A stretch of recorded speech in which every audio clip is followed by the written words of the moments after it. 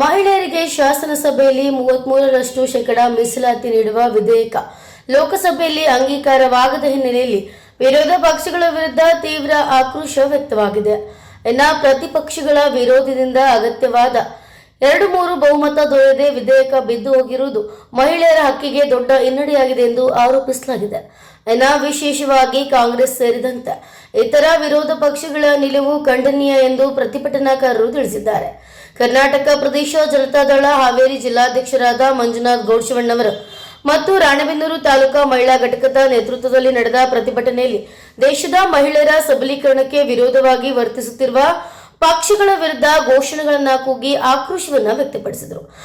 ಈ ಸಂದರ್ಭದಲ್ಲಿ ಮಾಜಿ ಪ್ರಧಾನಮಂತ್ರಿ ಎಚ್.ಡಿ. ದೇವೇಗೌಡ ಅವರು ಕರ್ನಾಟಕದ ಮುಖ್ಯಮಂತ್ರಿಯಾಗಿದ್ದಾಗ ಸ್ಥಳೀಯ ಸಂಸ್ಥೆಗಳಲ್ಲಿ 33% ಮಹಿಳಾ ಮೀಸಲಾತಿ ನೀಡಿದ ವಿಚಾರವನ್ನು ನೆನಪಿಸಿಕೊಂಡು ಮಹಿಳಾ ಸಬಲೀಕರಣದಲ್ಲಿ ಅವರ ಕೊಡುಗೆಯನ್ನು ಪ್ರಶಂಸಿಸಿದರು.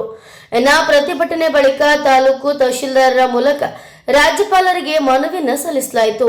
ಮಹಿಳೆಯರಿಗೆ ಸಮಾನ ಹಕ್ಕು ಮತ್ತು ರಾಜಕೀಯ ಪ್ರತಿನಿಧಿತ್ವ ಒದಗಿಸುವಂತೆ ಕೇಂದ್ರ ಸರ್ಕಾರ ತಕ್ಷಣ ಕ್ರಮ ಕೈಗೊಳ್ಳಬೇಕೆಂದು ಆಗ್ರಹಿಸಿದರು.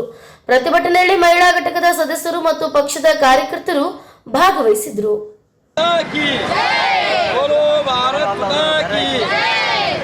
ಮಹಿಳಾ ಮೀಸಲಾತಿ ವಿರೋಧ ಮಾಡಿದಂತ ಕಾಂಗ್ರೆಸ್ ಪಕ್ಷಕ್ಕೆ,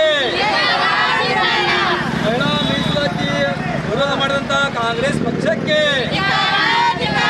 ಕಾಂಗ್ರೆಸ್ ಪಕ್ಷಕ್ಕೆ, ರಾಹುಲ್ ಗಾಂಧಿಗೆ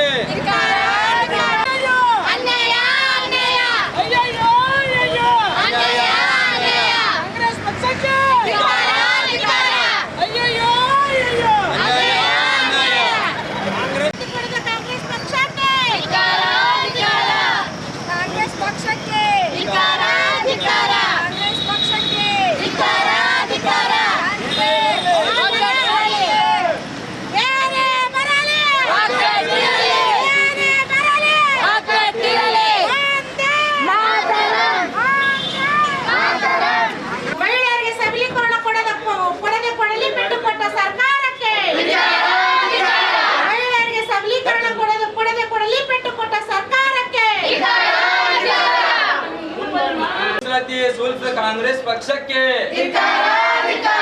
ಮಹಿಳಾ ಮೀಸಲಾತಿ ಸೋಲಿಸಿದ ವಿಪಿಎ ಸರ್ಕಾರಕ್ಕೆ, ಮಹಿಳಾ ಮೀಸಲಾತಿ ಸೋಲಿಸಿದ ವಿಪಿಎ ಆಡಳಿತಕ್ಕೆ ಮತ್ತು ರಾಣೆಬೆನ್ನೂರು ವಿಧಾನಸಭಾ ಕ್ಷೇತ್ರದ ವತಿಯಿಂದ ದೇಶದಲ್ಲಿ 33% ಮೀಸಲಾತಿ ಕೊಡಬೇಕಂತೇಳಿ NDA ಸರ್ಕಾರ, ನರೇಂದ್ರ ಮೋದಿ ಪ್ರಧಾನಮಂತ್ರಿಯಾದಂಥ ನರೇಂದ್ರ ಮೋದಿಜಿಯವರ ನಾಯಕತ್ವದಲ್ಲಿ NDA ಸರ್ಕಾರ ದೇಶದಲ್ಲಿರ್ತಕ್ಕಂಥ ಮಹಿಳೆಯರಿಗೆ 33% ಮಹಿಳಾ ಮೀಸಲಾತಿ ಕೊಡಬೇಕಂತಂದೇಳಿ ಮಸೂದೆ ಪಾಸ್ ಮಾಡೋ ಸಂದರ್ಭದಲ್ಲಿ ಮಸೂದೆಯನ್ನೇ ಕೆಡವಿದಂಥ ಅಪಕೀರ್ತಿ ಇವತ್ತು ಕಾಂಗ್ರೆಸ್ ಪಕ್ಷಕ್ಕೆ ಸಲ್ಲುತ್ತದೆ.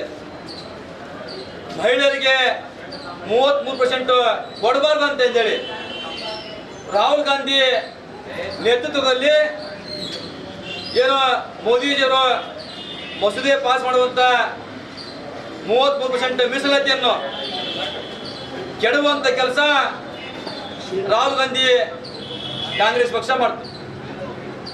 ಇವತ್ತು ಮಹಿಳೆಯರು ಅಡಿಗೆ ಮನೆಯಲ್ಲಿ ಅಡಿಗೆ ಮಾಡಲಿಕ್ಕೆ ಅಷ್ಟೇ ಸೀಮಿತವಾಗಿಲ್ಲ.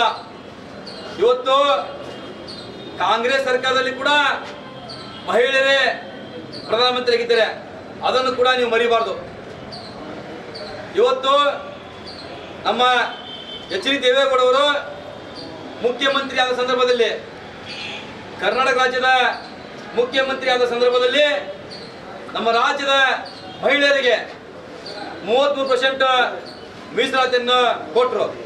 ಎಲ್ಲ ಸ್ಥಳೀಯ ಸಂಸ್ಥೆ ಎಲೆಕ್ಷನ್ ಆಗಿರ್ಬೋದು, ನಗರಸಭೆ ಇರ್ಬೋದು, ಪುರಸಭೆ ಇರ್ಬೋದು, ಗ್ರಾಮ ಪಂಚಾಯತಿ ಇರ್ಬೋದು, ಜಿಲ್ಲಾ ಪಂಚಾಯತಿ ಇರ್ಬೋದು, ಎಲ್ಲ ಸ್ಥಳೀಯ ಸಂಸ್ಥೆ ಚುನಾವಣೆಯಲ್ಲಿ 33% ಎಚ್.ಡಿ. ದೇವೇಗೌಡರು ಮಾಡಿದರು. ತದನಂತರ ಅವರ ಪ್ರಧಾನಮಂತ್ರಿ ಆದ ಸಂದರ್ಭದಲ್ಲಿ ಅವತ್ತು ಕೂಡ ಮಸೂದೆಯನ್ನು ಕೆಡವಂತ ಕೆಲಸ UPA ಆಡಳಿತ ಮಾಡ್ತು.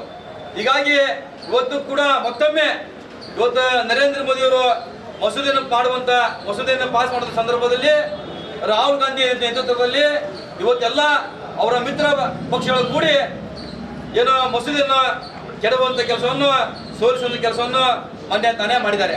ಹೀಗಾಗಿ ಇವತ್ತು ನಮ್ಮ NDA ಸರ್ಕಾರ, ನಮ್ಮ JDS BJP ಸರ್ಕಾರ ನಾವು ಮಹಿಳೆಯರ ಪರವಾಗಿ ಅದವಿ ಅನ್ನೋದನ್ನು ನಮ್ಮನ್ನೇ ನರೇಂದ್ರ ಮೋದಿ ತೋರಿಸಿಕೊಟ್ಟಿದ್ದಾರೆ. ಯಾರು ಮಹಿಳೆಯರ ಪರವಾಗಿ ಇದ್ದಾರೆ, ಯಾರು ವಿರೋಧ ಮಾಡಿದ್ದಾರೆ ಅನ್ನೋದು ಇಡೀ ದೇಶ ನೋಡ್ತಾ ಇದೆ. ಹೀಗಾಗಿ ಇವತ್ತು ನಾವು ತಹಶೀಲ್ದಾರ್ ಮುಖಾಂತರ ಮಾನ್ಯ ರಾಜ್ಯಪಾಲರಿಗೆ ಮನವಿ ಪತ್ರ ಕೊಡಲಿಕ್ಕೆ ನಾವು ರಾಣೆಬೆನ್ನೂರಿನ ತಹಶೀಲ್ದಾರ್ಗೆ ಮನವಿ ಪತ್ರ ಕೊಡ್ಲಿಕ್ಕೆ ಬಂದೇವೆ. ಇವತ್ತು ರಾಣೆಬೆನ್ನೂರು ವಿಧಾನಸಭಾ ಕ್ಷೇತ್ರದಲ್ಲಿ ನಮ್ಮ ಪಕ್ಷದ ಎಲ್ಲ ಮಹಿಳಾ ಮುಖಂಡರುಗಳು ಅವರ ಸಮ್ಮುಖದಲ್ಲಿ ಇವತ್ತು ಮನವಿ ಪತ್ರ ಕೊಡ್ತಾ ಬಂದವಿ. ಈ ಮೀಸಲಾತಿ ಅನ್ನೋದು ಇವತ್ತಿಂದ ಬಂದಿರತಕ್ಕಂಥದ್ದಲ್ಲ, ಇದು ತಲಾತಲಾಂತರದಿಂದ ಬಂದಿರತಕ್ಕಂಥದ್ದು. ರಾಜಕೀಯ ಪಕ್ಷದಲ್ಲಿ ಎಲ್ಲಾ ಮಹಿಳೆಯರಿಗೂ ಒಂದು ಒತ್ತು ಕೊಟ್ಟಿರುವಂತಹ ದೇಶ ಯಾವ್ದಾದ್ರು ಇದೆ ಅದು ನಮ್ಮ ಭಾರತ ದೇಶ. ಇವತ್ತು 33% ನಾವು ಯಾಕೆ ಕೇಳ್ತಾ ಇದೀವಿ ಅಂದ್ರೆ ನಮಗೂ ಕೂಡ ಸ್ವಾವಲಂಬಿಗಳಾಗಿ ಬದುಕೋದಕ್ಕೆ ಒಂದು ಅವಕಾಶ ಬೇಕು. ಅದಕ್ಕೋಸ್ಕರ ನಾವು ಈ ಹೋರಾಟನ ಮಾಡ್ತಾ ಇದ್ದೀವಿ. ದಯವಿಟ್ಟು ಈ 33% ಏನಿದೆ ಅದನ್ನು ನಮಗೆ ಒದಗಿಸ್ಕೊಡ್ಬೇಕು.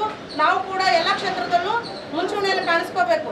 ನಾವು ಮಹಿಳೆಯರು ಅಡಿಗೆ ಮನೆಗೆ ಮಾತ್ರ ಸೀಮಿತರಲ್ಲ, ಸೌಟ್ ಹಿಡ್ಕೊಂಡು ಅಡಿಗೆ ಮಾಡೋಕೆ ಸೀಮಿತರಲ್ಲ, ನಾವು ದೇಶವನ್ನು ಕಾಯೋದಕ್ಕೂ ಸೀಮಿತರಾಗಿದ್ದೀವಿ ಅನ್ನೋದಕ್ಕೆ ಈ ಹೋರಾಟನೇ ಮುಂಚೂಣಿಯಾಗಿರುತ್ತೆ.